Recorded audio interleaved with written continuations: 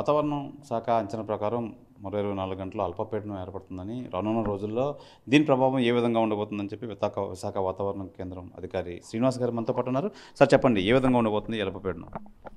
అయితే ప్రస్తుతం అయితే మన తీరానికి దగ్గర ఉన్నటువంటి సెంట్రల్ బే ఆఫ్ బెంగాల్లో అయితే ఉపరితల ఆవర్తనాలు ఏర్పడడం లాస్ట్ 2 to 3 డేస్ నుంచి మనం చూస్తున్నాం.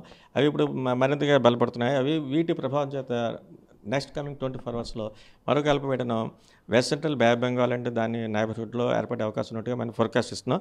అలాగే ఇప్పుడు దీని ప్రభావం చేత నెక్స్ట్ కమింగ్ 2 to 3 డేస్ వరకు కూడా ఒక మాసం నుంచి భారీ వర్షాలు నమోదయ్యే అవకాశం ఉన్నట్టుగా మనం ఫోర్కాస్ట్ ఇస్తున్నాం. ముఖ్యంగా నెక్స్ట్ 24 అవర్స్ వరకు చూస్తే ఉత్తరాంధ్ర జిల్లాలో ఉన్నటువంటి శ్రీకాకుళం, పార్వతీపురం, విజయనగరం, విశాఖపట్నం, అనకాపల్లి, కాకినాడ, అల్లూరు సీతారామరాజు, ఏలూరు అండ్ యానం ఈ జిల్లాల్లో 1-2 చోట్ల భారీ వర్షాలు.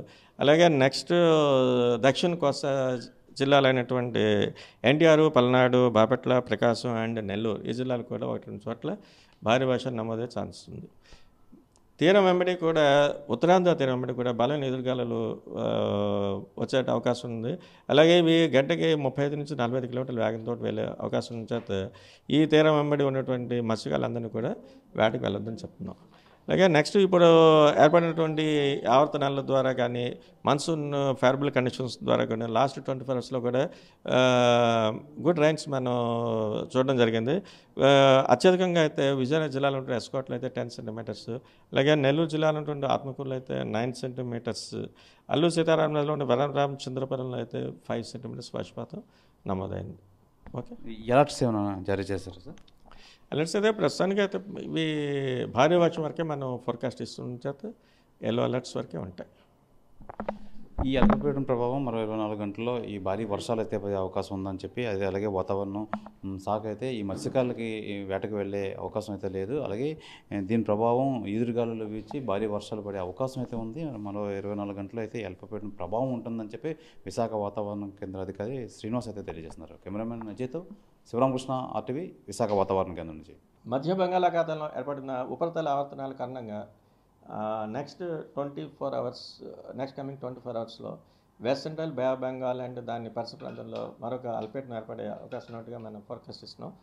దీని ప్రభావం దృష్ట్యా నెక్స్ట్ కమింగ్ 3 డేస్ కూడా ఉత్తరాంధ్ర, దక్షిణ కోస్తా జిల్లాల్లో ఒక మాసం నుంచి భారీ వర్షాలు నమోదయ్యే అవకాశం ఉన్నట్టుగా మనం ఫోర్కాస్ట్ ఇస్తున్నాం. ముఖ్యంగా అయితే నెక్స్ట్ కమింగ్ 24 అవర్స్ చూస్తే ఉత్తరాంధ్ర జిల్లాల్లో ఉన్నటువంటి శ్రీకాకుళం, పార్వతీపురం, విశాఖపట్నం, విజయనగరం, అనకాపల్లి, కాకినాడ, అల్లూరు సీతారామరాజు, ఏలూరు అండ్ యానం ఈ జిల్లాల్లోనూ, అలాగే నెక్స్ట్ దక్షిణ కోస్తాలో ఉన్నటువంటి ఎన్టీఆర్, పల్నాడు, బాపట్ల, ప్రకాశం అండ్ నెల్లూరు ఈ జిల్లాల్లో కూడా 1-2 చోట్ల భారీ వర్షం నమోదయ్యే అవకాశం ఉన్నట్టుగా మనం ఫోర్కాస్ట్ ఇస్తున్నాం. అలాగే కొన్ని జిల్లాల్లో సెకండ్ డే కూడా భారీ వర్షం నమోదయ్యేటట్టు, ముఖ్యంగా చూస్తే ఏలూరు, అల్లూరు సీతారామరాజు, ఎన్టీఆర్, పల్నాడు అండ్ కృష్ణ ఈ జిల్లాలకైతే సెకండ్ డే కూడా భారీ వర్షం నమోదయ్యే అవకాశం ఉన్నట్టుగా మనం ఫోర్కాస్ట్ ఇస్తున్నాం. నెక్స్ట్ ఇప్పుడున్నటువంటి రాబోయేటువంటి అల్పపీడనం దృష్ట్యా, అలాగే ప్రస్తుతం ఇప్పుడు మధ్య బంగాళాఖాతంలో ఉన్నటువంటి ఈ ఉపరితల ఆవర్తనాల దృష్ట్యా కూడా తీరం వెంబడి కూడా బలమైన ఎదురుగాలులు ఉన్నాయి.